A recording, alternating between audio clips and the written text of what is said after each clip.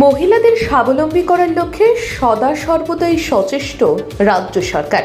তাই মহিলাদের পাশে দাঁড়াতে একের পর এক পদক্ষেপ গ্রহণ করেছে রাজ্য। তার মধ্যে অন্যতম সবলা মেলা।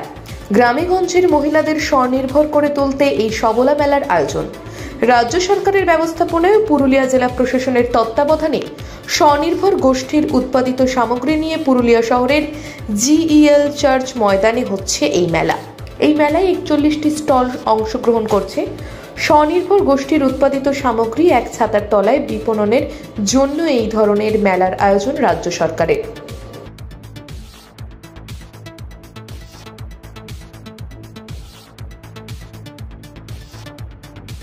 মুখ্যমন্ত্রী মমতা বন্দ্যোপাধ্যায় মহিলাদের স্বনির্ভর করে তুলতে মহিলা কেন্দ্রিক একাধিক প্রকল্পের ব্যবস্থা করেছেন। সবলা মেলা তার মধ্যে অন্যতম। প্রত্যন্ত এলাকার মহিলারা যাতে স্বাবলম্বী হতে পারে তার জন্য এই চেষ্টা।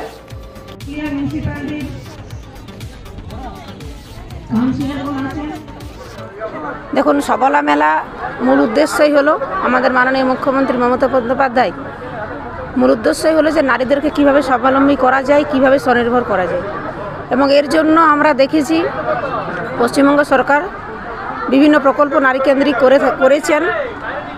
লক্ষ্মীর ভাণ্ডার থেকে শুরু করে কন্যাশ্রী, রূপশ্রী থেকে শুরু করে, যাতে আমাদের মেয়েরা পড়াশোনা করে এগিয়ে এসে পরবর্তীকালে নারীরা কিভাবে এগোতে পারে এবং এই সমাজকে কিভাবে 100% আমরা উন্নত করতে পারি, সেজন্য এই সবলা মেলার আয়োজন। নিশ্চয়ই বেড়েছে, বিগত বছরের তুলনায় স্টল সংখ্যা বেড়েছে এবং মহিলারা তাদের হাতে তৈরি হস্তশিল্পের মাধ্যমে যেসব জিনিস তারা দ্রব্য তৈরি করে সেটার কিভাবে প্রচার এবং প্রসার দুটোই, এবং কিভাবে তারা বাইরের মার্কেটিংয়ে আসতে পারে সেই ব্যবস্থাও আমরা অনেক হতে পারে। এইটাতে আজকে হয়তো কম আছে, কারণ আজকে আমাদের প্রথম সূচনা। আর আমাদের যেহেতু বিগত দিনে এই সবলা মেলার আগে সৃষ্টিশ্রী মেলা, খাদি মেলা, বিভিন্ন মেলা হলো, হয়তো আজকে কম আছে, কিন্তু অবশ্যই আমার এটা বিশ্বাস যে আমাদের পুরুলিয়ার মহিলারা কোনোতেই পিছিয়ে নেই। তারা অবশ্যই এই স্টলগুলো অবশ্যই তারা পাবে। এই সবলা মেলাতেও যথেষ্ট ভালো সাড়া মিলেছে। এই মেলায় সকলেই ভীষণভাবে উপকৃত হবেন। আজকে সবে উদ্বোধন অনুষ্ঠান পার হলো, আজ থেকে লাগাতার চলবে। এবং এই শহরের বুকে GEL চার্চ এটা একটা মেলা প্রাঙ্গণ।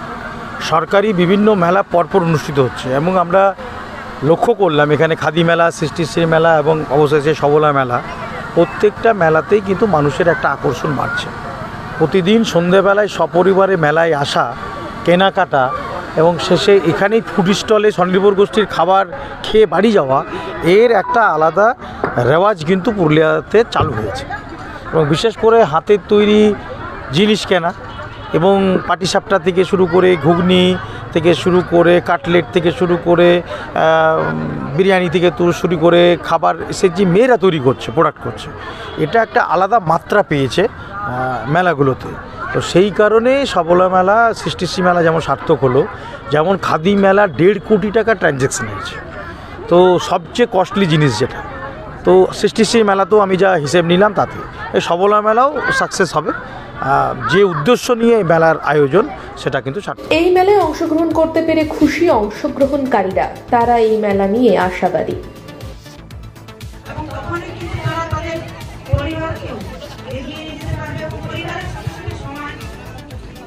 আপনি তো সবলা মেলায় অংশগ্রহণ করেছেন এবং স্টল দিয়েছেন। হ্যাঁ, কিরকম ভিড় দেখছেন? ভিড় তো ভালোই আছে। নিজের আইডিয়া আশা করছেন যে বিক্রি হবে ভালো? বিক্রি তো হচ্ছে, এখনো তো বাকি দিনও পড়ে রয়েছে। তাহলে কি মনে হচ্ছে কিছুটা লাভ হবে, আর্থিকভাবে? মনে হচ্ছে তো হবে। এর আগেই মেলায় অংশগ্রহণ করেছেন? না, আমি তো প্রথম। কি রেখেছেন আপনার দোকানে? আগরবাতি আছে, ব্যাগ আছে, সবটাই নিজেরা বানান? কোথা থেকে এসেছেন?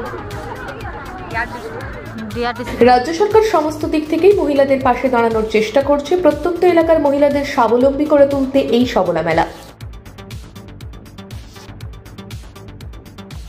পুরুলিয়া থেকে নিজস্ব প্রতিনিধির রিপোর্ট, পুরুলিয়া মিরর। এই সবলা মেলার শুভেচ্ছা এবং অভিনন্দন। আমার আগে যারা বলেছেন মেলা করে থাকি, কিন্তু এটা এই মেলাটার মূল উদ্দেশ্যই হলো যে মহিলারা যেসব জিনিসপত্র, সেই নিজস্ব নিজস্ব যে চিন্তাধারা, নিজস্ব নিজস্ব যেসব তৈরি তারা করে তার মাধ্যমে কিন্তু স্বনির্ভর করে তোলা।